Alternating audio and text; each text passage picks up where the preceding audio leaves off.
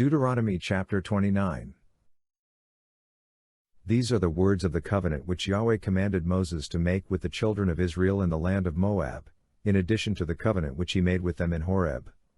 Moses called to all Israel, and said to them, Your eyes have seen all that Yahweh did in the land of Egypt to Pharaoh, and to all his servants, and to all his land, the great trials which your eyes saw, the signs, and those great wonders. But Yahweh has not given you a heart to know, eyes to see, and ears to hear, to this day. I have led you 40 years in the wilderness. Your clothes have not grown old on you, and your sandals have not grown old on your feet. You have not eaten bread, neither have you drunk wine or strong drink, that you may know that I am Yahweh your God. When you came to this place, Sihon the king of Heshbon and Og the king of Bashan came out against us to battle, and we struck them. We took their land, and gave it for an inheritance to the Reubenites, and to the Gadites, and to the half-tribe of the Manassites. Therefore keep the words of this covenant and do them, that you may prosper in all that you do.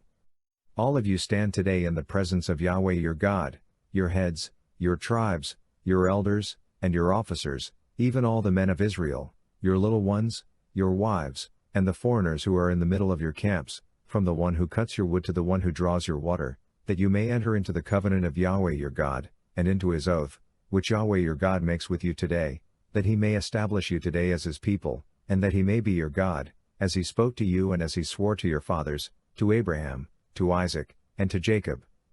Neither do I make this covenant and this oath with you only, but with those who stand here with us today before Yahweh our God, and also with those who are not here with us today, for you know how we lived in the land of Egypt, and how we came through the middle of the nations through which you passed, and you have seen their abominations and their idols of wood, stone, silver, and gold, which were among them, lest there should be among you man, woman, family, or tribe whose heart turns away today from Yahweh our God, to go to serve the gods of those nations, lest there should be among you a root that produces bitter poison, and it happen, when he hears the words of this curse, that he bless himself in his heart, saying, I shall have peace, though I walk in the stubbornness of my heart, to destroy the moist with the dry.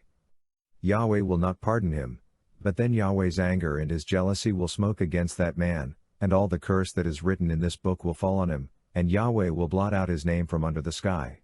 Yahweh will set him apart for evil out of all the tribes of Israel, according to all the curses of the covenant written in this book of the law.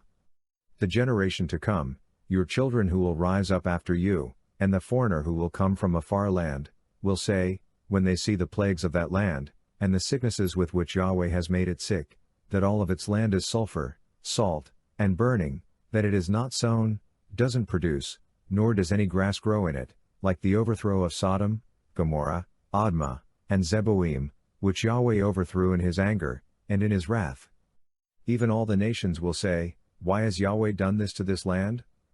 What does the heat of this great anger mean? Then men will say, Because they abandoned the covenant of Yahweh, the God of their fathers, which he made with them when he brought them out of the land of Egypt, and went and served other gods and worshipped them, gods that they didn't know and that he had not given to them. Therefore Yahweh's anger burned against this land, to bring on it all the curses that are written in this book. Yahweh rooted them out of their land in anger, in wrath, and in great indignation, and thrust them into another land, as it is today. The secret things belong to Yahweh our God, but the things that are revealed belong to us and to our children forever, that we may do all the words of this law.